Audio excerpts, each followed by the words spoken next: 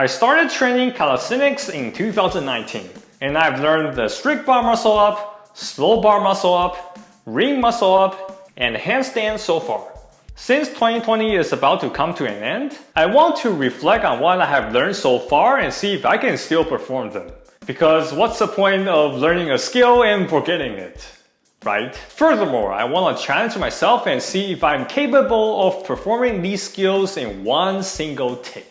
Whenever I successfully learn a variant of the muscle up, I stop training it right away and move on to different pull exercises at higher levels. I'm pretty sure I can still do the strict bar muscle up since it's all about the raw pull strength. But I'm not so sure about the slow bar muscle up and ring muscle up because I haven't trained the false grip for quite a while. It will be interesting to find out whether the false grip is something you will lose if you don't consistently train it, or it is a skill for life once you learn it. As for the handstand, I actually have been consistently training it because I know I still need to do some push exercises regularly to balance out the heavy pulling from the front lever, the one-arm pull-up, and rock climbing. I don't have big goals for push strength, so I didn't attempt to bench press or anything like that. I am mostly in maintenance mode for my push strength with handstands. Anyways, I decided to head to the park, and this happened.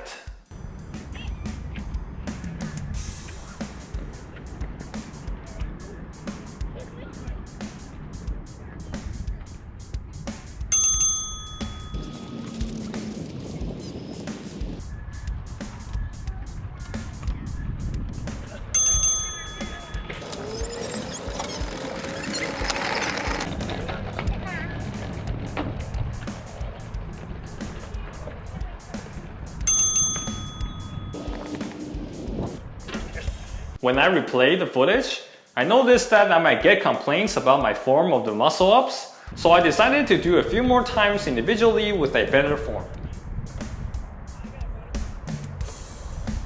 Since I don't have rings and obviously there are no rings in the park, I had to try the ring muscle up in the gym separately on another day.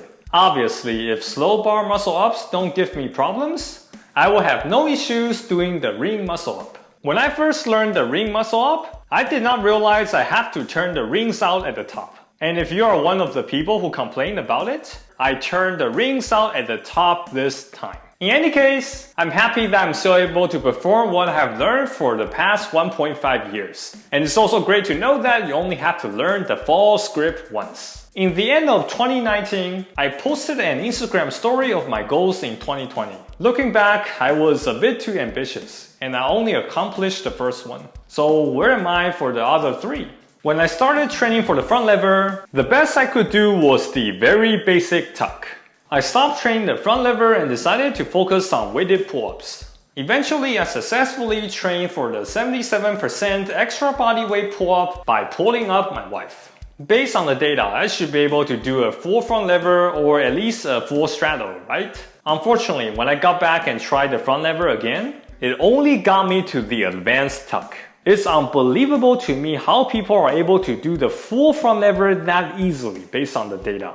I have tried so many different things for the past few months. I think I made every possible mistake, and currently I am progressing to holding a perfect form straddle half lay for a few seconds. By the way, if you still think the form is not perfect, comment below and let me know why. I can also hold a full straddle for a few seconds, but I'm not gonna show it because I know you guys will complain about the form. There are so many things I learned that I couldn't find on the internet to progress from the advanced tuck to the straddle half lay. It's not as simple as just doing that exercise and doing this exercise and eventually you will get it type of thing, like all the front lever tutorials put up by the talented calisthenics athletes. Anyways, I'll have to save this for the future video when I eventually achieve the front lever. As for the one-arm pull-up, overcoming gravity actually ranks it one level higher than that of the front lever. So I didn't even think of attempting to train for it for a long time. I didn't give it a try until there were enough comments telling me I should train for it. After trying it out, I actually think the one-arm pull-up is easier than the front lever. And currently it feels like I'm closer to achieving it. Again, I think I made every possible mistake. And again, there are so many things I learned that are not available on the internet. And again, it's not simply doing that exercise and doing this exercise and eventually you will get it type of thing, like all the one-arm pull-up tutorials put up by the talented calisthenics athletes. And again, I have to save what I've learned for the future video when I eventually achieve the one-arm pull-up. As for climbing an outdoor V7, we all know what happened this year. And I choose to postpone this project and focus on training in the gym mainly because I know gyms can be regulated but outdoors cannot. On top of that, the V7 I'm targeting actually looks like a V8 to Paul Robinson. It's a much steeper climb. It requires a lot more strength, a lot more technique. It's a decent amount of moves. The last move looked like a tough last move. So V8, maybe V9. So it is most likely that I wouldn't be able to send it anyways, even if I had gone there every single weekend this year. If anyone knows an easier outdoor V7 that is within 1 hour driving distance from San Diego, please let me know. I am currently juggling too many things at the same time, and I don't have the bandwidth to drive 2 to 3 hours just to fail a few times on a V7, and then drive another 2 to 3 hours back home. Anyways, I've been focusing on training on the moonboard this year because I heard that moonboard grades are supposedly aligned with outdoor grades. The current max grade I can climb on the moonboard is only V6. So my plan is to climb at least a moonboard V7 first, and then think about climbing an outdoor V7. Here are my goals for 2021. For calisthenics, my first goal is the one-arm pull-up, and I think this should be very doable. My second goal is the front lever. I hope this is doable too, but I know how difficult it is to progress from the straddle half lay to a full straddle, and I kinda dread the progression from the full straddle to the full front lever. My third goal is the press handstand. This is a very distant goal of mine, but recently I had a chance to work with Eric, who is a talented young gun on the press handstand.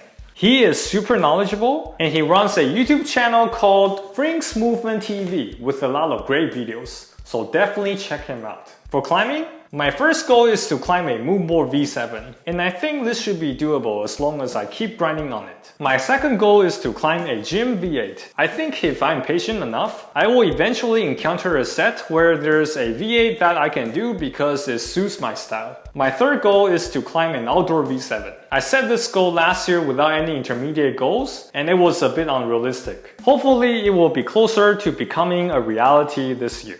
Thanks for watching all the way to the end. In order to thank you for all your support, I partnered up with RexBit to do a giveaway for their newest pro model massage gun. If you comment within 24 hours of the video upload with your Instagram handle, you will have a chance to win it. The winner will be picked at random and announced on my Instagram story after 3 days. If you don't want to take your chance, be sure to visit RexBit in the link in the video description below and use coupon code GeekClimber to purchase it with a discount. This is a great holiday gift, and if you don't know why it's a good idea to have a massage gun, you can check out my video here explaining why. As always, make sure to like, subscribe, and check out my website, geekclimber.com. See you in the next video.